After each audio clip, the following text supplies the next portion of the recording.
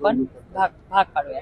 विधान परिषदेची निवडणूक आहे, काय परिस्थिती आहे सध्या प्रचार? बघा, आपल्या सगळ्यांना माहिती आहे महायुतीचं मताधिक्य जास्त आहे, त्याच्यामुळे काही प्रचार वगैरे करण्याची गरज नाही. कारण महायुती एकत्र आज भक्कमपणे सोबत चालत आहे, त्याच्यामुळे साहजिकच महायुतीच्या उमेदवाराला विजयापासून कोणी रोखू शकत नाही. पालकमंत्री म्हणून तुम्ही एकटेच सईद खान यांचा गाडा ओढत असल्याचं दिसत आहे, चर्चा आहे. तर कसं बघा, पाहता हे? चर्चाला मी एक बघितलं, पालकमंत्री म्हणून खूप काही पावत्या माझ्याच नावाने फाडल्या जातात. असं केलं तरी मीच, तसं झालं तरी मीच.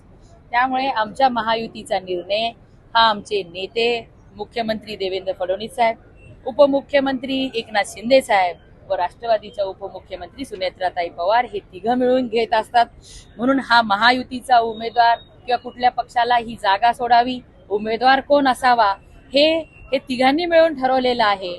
त्यामुळे आपण ह्या असल्या कुठल्याही गोष्टींवरती मेघना बोर्डीकरच्या नावाने पावत्या फाडणं बंद करावं, एवढंच मी सांगते. विजय निश्चित आहे असं वाटतं? निश्चित आहे. महायुतीचं संख्याबळ तुम्ही बघा एवढं मोठं आहे, त्याच्यामुळे काय त्यात शंका नाही होणार.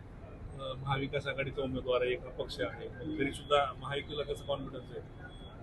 महायुतीचं संख्याबळ आहे. महायुतीचे सर्व मतदार हे मतदार बंधू भगिनी यांनी ठरवलेलं आहे. महायुतीच्या आमच्या नेत्यांचाच आदेश आम्हाला पाळायचा आहे आणि त्या पद्धतीने ते दाखवत आहे सगळं सकारात्मक चित्र, आणि ते दिसेलच आपल्याला निवडणुकीच्या नंतर. स्थानिक स्वराज्य संस्थेमध्ये सगळे विरोधात लढले, भाजप, शिवसेना, राष्ट्रवादी काँग्रेस सगळे विरोधात लढले, सगळे आपल्या मेहनतीवर नगरसेवक निवडून आले. तुम्हाला वाटतंय का आता ते पक्षाचा आदेश मानतील? 100% मानणार.